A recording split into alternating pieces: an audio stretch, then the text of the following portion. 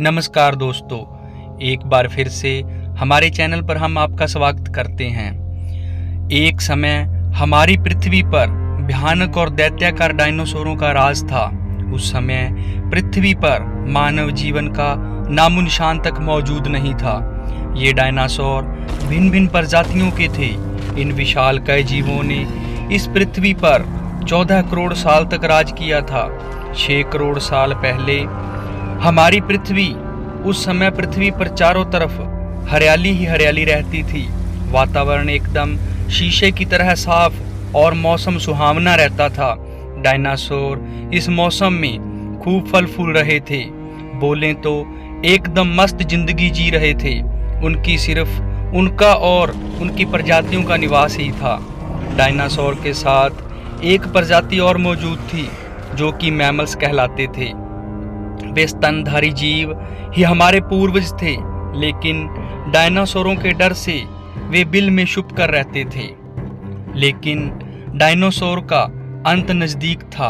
वो कहते हैं ना कि सभी का अंत सुनिश्चित होता है।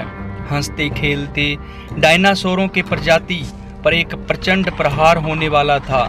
आज से लगभग 6.5 करोड़ साल पहले 10 किलोमीटर व्यास वाला उल्कापिंड अनियंत्रित होकर 17,000 किलोमीटर प्रति घंटे के प्रचंड वेग से पृथ्वी की ओर बढ़ने लगा। यह उल्कापिंड मैक्सिको की खाड़ी के पास जा टकराया।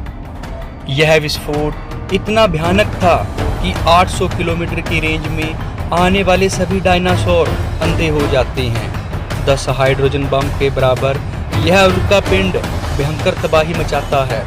जहां उल्कापिंड गिरा था वहां 180 किलोमीटर चौड़ा और 20 किलोमीटर गहरा गड्ढा बन जाता है। इस टक्कर के बाद लाखों टन धातु उछलकर पृथ्वी के वायुमंडल में पहुंच गए और पूरी पृथ्वी पर अंधेरा छा गया।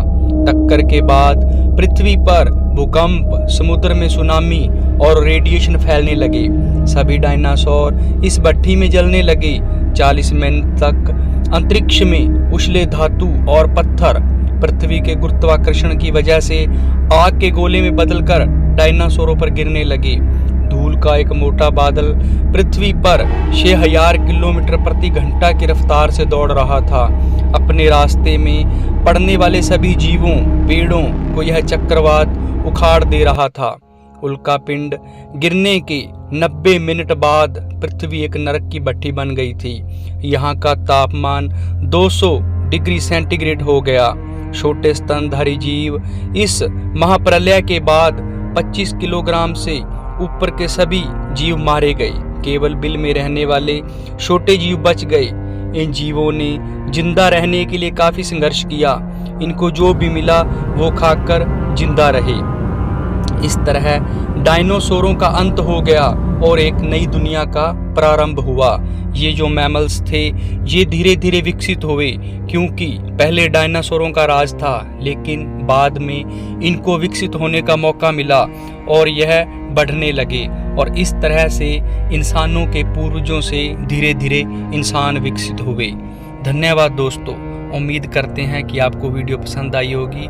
हमारे चैनल को लाइक और सब्सक्राइब करें। धन्यवाद।